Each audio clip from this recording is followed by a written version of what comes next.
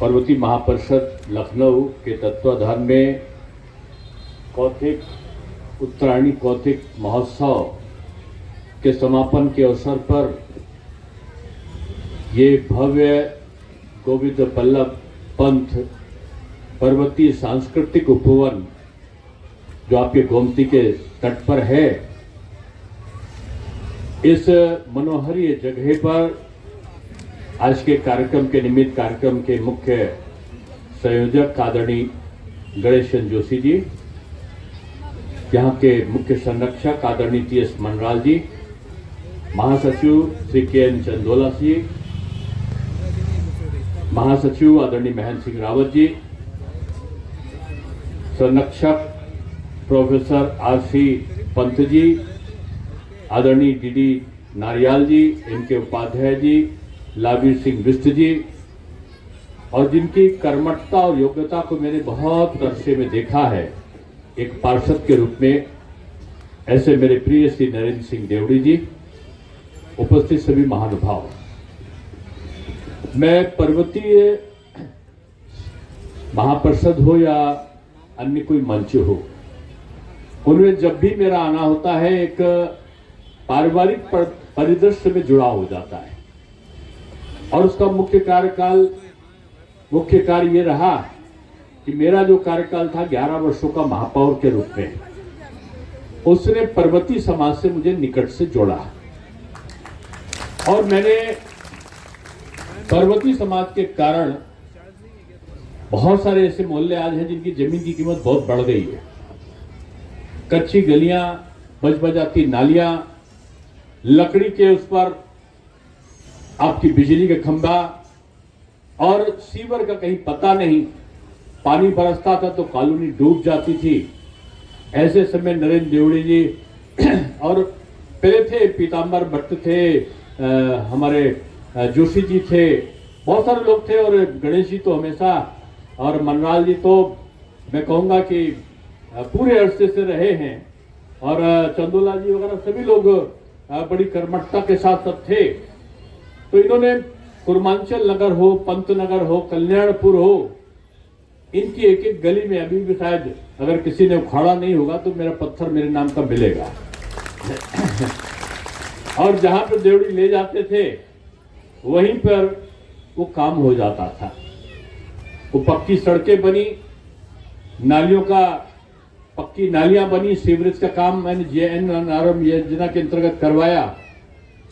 और उसके बाद मुझे खुले मैदान में सब कराते थे, रामलीला के मंचन में मुझे बुलाना शुरू किया। और रामलीला के मंचन में जब गया तो मुझे सुखद आश्चर्य हुआ, क्योंकि मेरे पिताजी लखनऊ की चौक रामलीला हो, ऐशबाग की रामलीला हो, सदर की रामलीला हो, रानीगंज की रामलीला हो, सबसे वो जुड़े थे।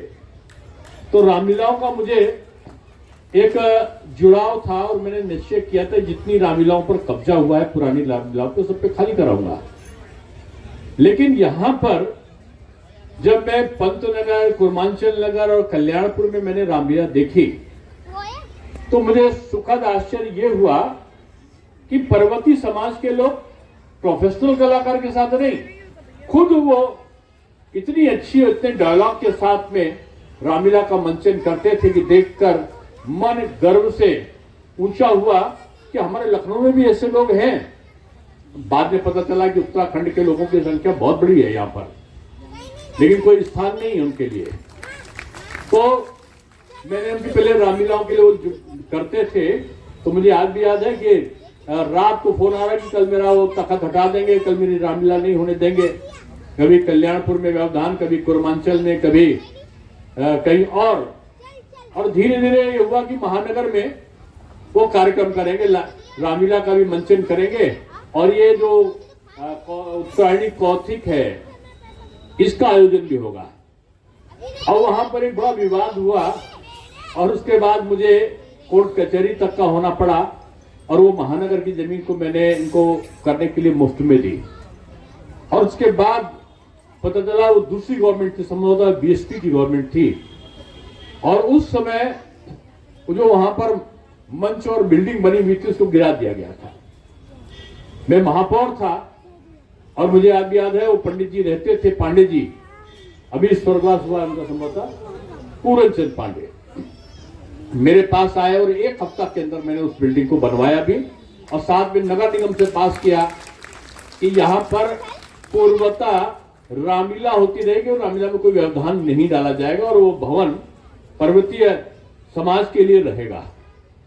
और उसके बाद जब इनका बड़ा कार्यक्रम होने लगा, मैं इतिहास आपको जानकर बता रहा हूं कि पर्वतीय समाज को पता तो रहना चाहिए, तो ये झूलेलाल जो वाटिका मैंने बनवाई थी नगर निगम से, मैंने बनवाई थी, तो मैंने गोमती तट पे उनको फ्री में करने के लिए 2 साल दिया मैंने, उत्तराखंड महोत्सव और तमाम और कार्यक्रमों के लिए।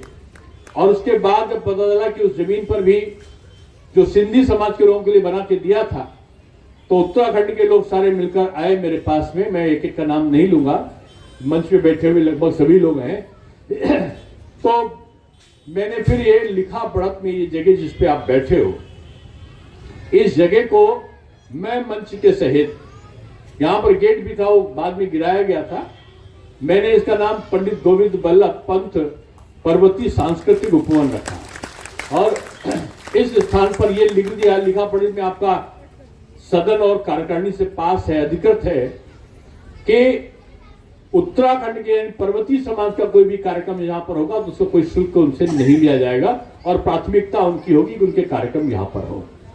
आज मुझे खुशी है कि उसके बाद से आप लोग ये निरंतर कार्यक्रमों को एक सुंदर तरीके से आप करते आ रहे हो।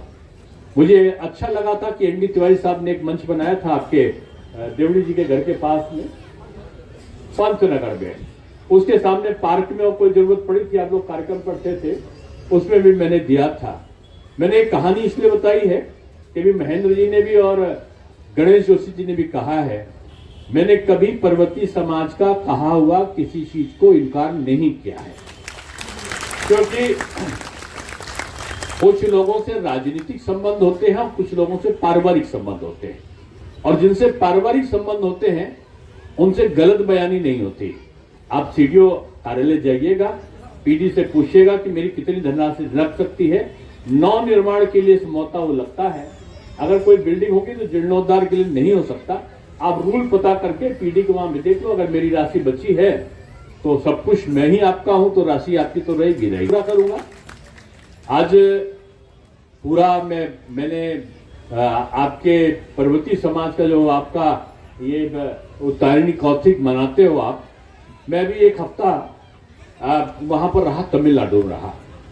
वहां वो लोग जब उत्तरायण में सूर्य जाता है तो लोग पोंगल मनाते हैं, बिल्कुल इसी तरीके का कार्यक्रम होता है। दक्षिण भारतीय लोग, तमिल लोग हिंदी नहीं जानते, लेकिन देवी देवताओं की स्तुति करके, जैसे आप बैंड बाजे से निकल रहे हो, आपको वो 6 दिवसीय पोंगल का हर दिन एक पोंगल का कार्यक्रम, कभी पशुओं के संरक्षण का एक दिन होता है, एक दिन प्रकृति के संरक्षण का होता है, एक दिन होता है कि पोंगल में सब एक दूसरे के घर, जैसे हम लोग होली में जाते हैं वैसे वो पोंगल में सब अपने नए नए लोगों को मिलने जाते हैं।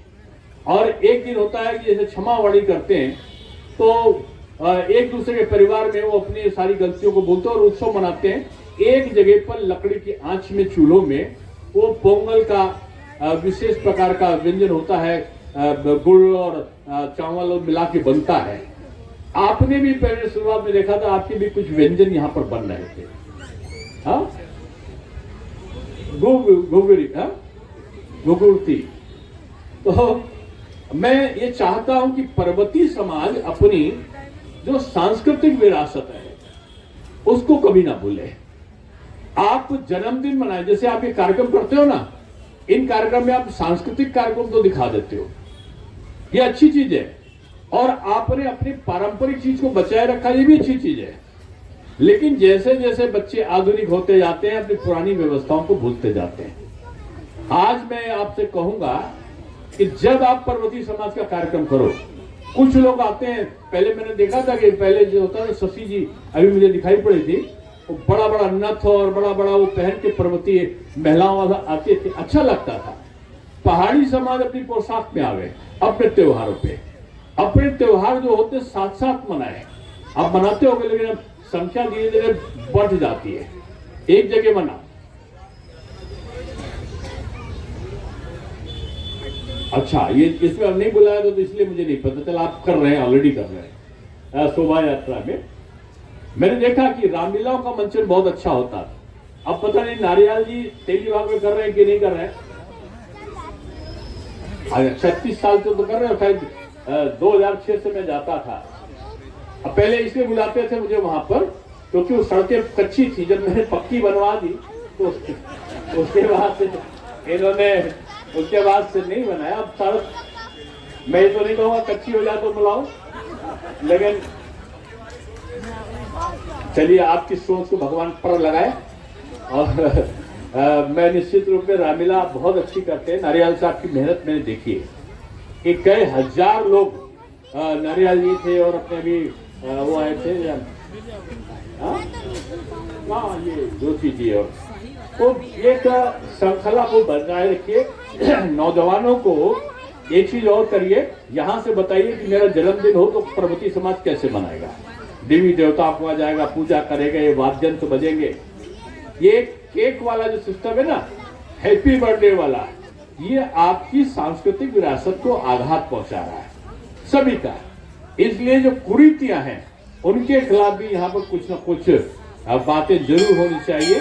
और मैं समझता हूँ कि पर्वतीय समाज ठोस पुष्ट और बलिष्ठ है। मैं दुखी क्यों होता था, मैं पर्वत में मैं प्रदेश अध्यक्ष था तो मेरे पास वो भी क्षेत्र था, लेकिन इतनी तेजी से पर्वत से पर्वतीय लोगों का पलायन हो रहा है और गैर पर्वतीय लोग वहां की सांस्कृतिक जो संस्कृति है उसमें कुछ ना कुछ वो परिवर्तन कर रहे हैं। अपनी विरासत को आप जहां भी रहो बचा कर रखो, ये आपके इन कार्यक्रमों का भी मकसद है। मैं बहुत आभारी हूं कि आपने बुलाया, लेकिन निश्चित रूप में यह आनंद का दिन होता है। कल आपने रामलला की विराजमान होने पर जो आपने अपना ये जो दृश्य दिखाया है, पूरे देश में लगभग सारे चैनल पे आपका ये तुरही वाला बैंड आज आ रहा है और सभी पे दिखाया जा रहा है। कल आपने मेरी आवाज से किया था, तो मैं आप सबको साधुवाद दूंगा कि आपने यहाँ बुलाया। आपने दोबारा बुलाया मुझे, मैं जानता था कि आप दोबारा मुझे बुलाएंगे, लेकिन मैं हृदय से आपका धन्यवाद देता हूँ कि आपने मुझे याद किया। और आप जो भी तय कर लोगे, मेरा जो कुछ भी है वो आपका समाज का। मैंने एक बार कहा था कि आप, मैंने मजाक में नहीं सीरियसली कहा था कि निश्चित रूप में मैं पूर्व जन्म में पहाड़ का था, ये मैंने कहा था। और ये भृगु संहिता का एक बड़े विद्वत थे, उन्होंने मुझे कहा था ये बात को भृगु संहिता देखकर। तो मेरा सहज आकर्षण आपके प्रति है, आप जो भी करोगे नया, मैं तैयार हूँ। बहुत धन्यवाद। बहुत बहुत आभार डॉक्टर साहब का। और मुख्य अतिथि महोदय ने जो आत्मीयता दिखाई है, जो अपनापन दिखाया है पर्वतीय समाज के प्रति, हम अभिभूत है उससे। मैं चाहूंगा एक बार जोरदार तालियां उनके अपनेपन के लिए, जिस तरह से उन्होंने पर्वतीय समाज को हाथों हाथ लेकर की कितनी सहजता के साथ उन्होंने कहा जो कुछ मेरा है वो आपका है। तो अब हमारे अध्यक्ष जी और हमारे शीर्ष पदाधिकारीगण इस पर इसका संज्ञान लेते हुए आगे कार्य करेंगे। तो निश्चित रूप से हमें वह हमारी वो मनोकामना और वो कार्य पूरा होगा जो पर्वतीय महापरिषद ने पर्वतीय समाज की इच्छा अनुसार जिसको आगे बढ़ाने का बीड़ा उठाया है।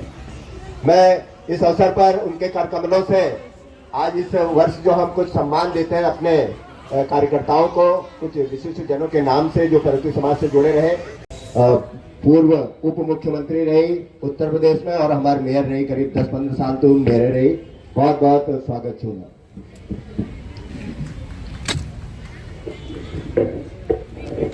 पर्वतीय महासंघ के